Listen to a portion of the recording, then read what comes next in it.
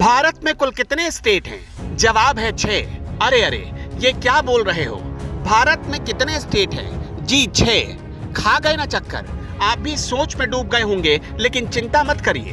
देश के वित्त मंत्री ने मान लिया है कि भारत में कुल 6 स्टेट ही हैं। कहानी आगे जरा तसल्ली से समझिएगा।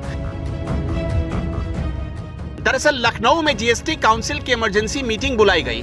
केरल हाईकोर्ट का डंडा पड़ा था, तो सरकार को जीएसटी काउंसिल की मीटिंग इसलिए बुलानी पड़ी ताकि पेट्रोल और डीजल को जीएसटी के दायरे में शामिल किया जा सके। देश को बहुत उम्मीदें थी कि ऐसा ही होगा, लेकिन नहीं हुआ। मीटिंग खत्म हुई, देश को निर्मला सीतारमण ने बड़ी ब्रेकिंग न्यूज सुनाई। ब्रेकिंग न्यूज ये थी कि पेट्रोल डीजल को जीएसटी के दायरे में नहीं लाया जाएगा, क्योंकि राज्यों ने इसका विरोध किया है। सवाल था कितने राज्यों ने विरोध किया? तो सिर्फ 6, यानी 6 राज्यों के विरोध को बहुमत मानकर निर्मला सीतारमण ने यह फैसला कर लिया कि पेट्रोल डीजल को जीएसटी के दायरे में नहीं रखा जाएगा। GST Council felt that it wasn't the time for them to bring the petroleum products into the GST. अगर पेट्रोल डीजल जीएसटी के दायरे में आए तो 10 से 30 रुपए तक सस्ते हो जाएंगे।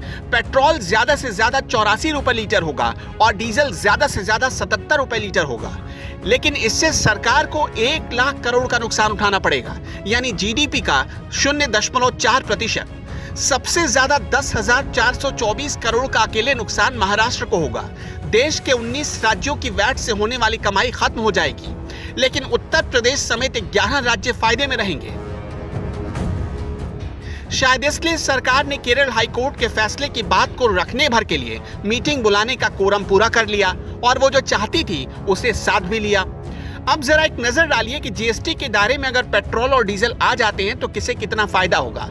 उत्तर प्रदेश को करीब 2419 करोड़ रुपए का फायदा होगा, हरियाणा को करीब 1832 करोड़ रुपए का फायदा होगा, पश्चिम बंगाल को करीब 1746 करोड़ रुपए का फायदा होगा, गुजरात को करीब 795 करोड़ रुपए का फायदा होगा और बिहार को करीब 672 करोड़ रुपए का फायदा होगा।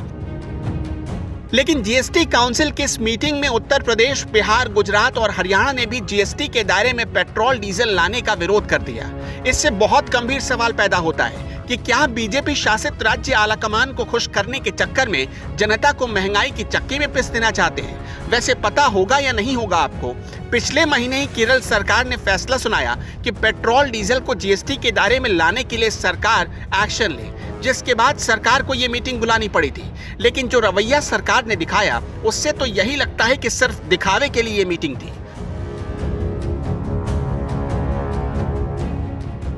अस्तित्व न्यूज के लिए निखिल बंसल की रिपोर्ट।